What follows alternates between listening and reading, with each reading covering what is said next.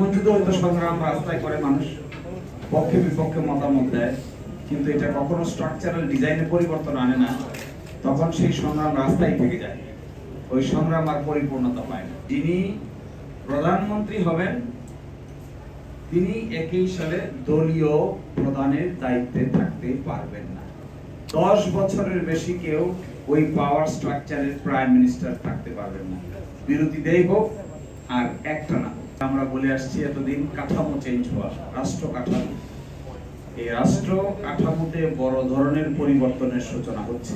যারা জীবন দিয়েছে, যারা তাদের অঙ্গ প্রত্যঙ্গ বিলিয়ে দিয়েছে, যারা বেঁচে আছে, তারা দেখতে পাবে যে তাদের এই সংগ্রামটা সাংবিধানিকতার ভিতরে ঢুকে একটা নতুন কাঠামোগত পরিবর্তন আসতেছে। That's why this is very important. এমন যুদ্ধ হয়তো সংগ্রাম রাস্তায় করে মানুষ পক্ষে বিপক্ষে মতামত দেয়, কিন্তু এটা কখনো স্ট্রাকচারাল ডিজাইনে পরিবর্তন আনে না। তখন সেই সংগ্রাম রাস্তায় থেকে যায়, ওই সংগ্রাম আর পরিপূর্ণতা পায় না। কিন্তু এখানে সংগ্রামটা শাসনতন্ত্রে পরিবর্তন আসছে। কি ধরনের পরিবর্তন? বড় ধরনের পরিবর্তন এসে যাচ্ছে শাসনতন্ত্রে।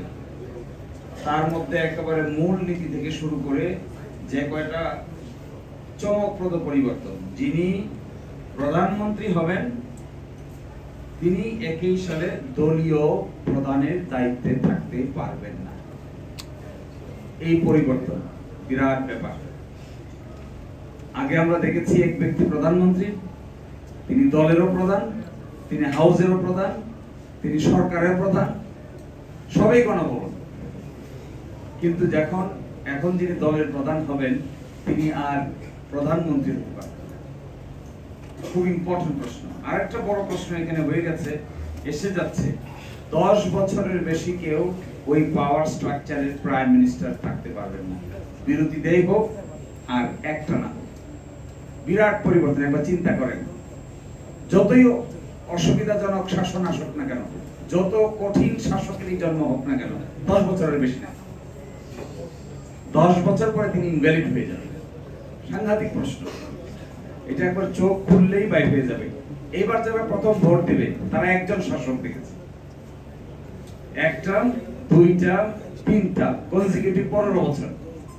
কিন্তু এখন যে পরিবর্তনের সূচনা করা হচ্ছে সেখানে 10 বছর পরে অটো ওই ব্যক্তি ইনভ্যালিড হয়ে যাবে, কনস্টিটিউশনালি বার্ড হয়ে যাবে। বিরাট স্ট্রাকচারাল ডিজাইন পরিবর্তন হয়ে যাচ্ছে। পার্লামেন্টের দুইটা হয়ে যাবে, একটা হয়ে যাবে উচ্চ কক্ষ, একটা হয়ে যাবে নিম্ন কক্ষ।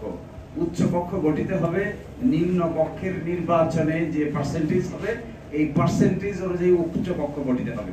কোন দল যদি 5% পায়, 5% এর বিনিময়ে তিনি 100 আসনের মধ্যে 5 জন পাবেন। কোন দল যদি 20% পায়, 100 আসনের এগেইনস্টে তিনি 20টা আসন পাবেন। কোন দল যদি 60% পায়, 100 আসনের এগেইনস্টে তিনি 60টা পদ পাবেন উচ্চ কক্ষে।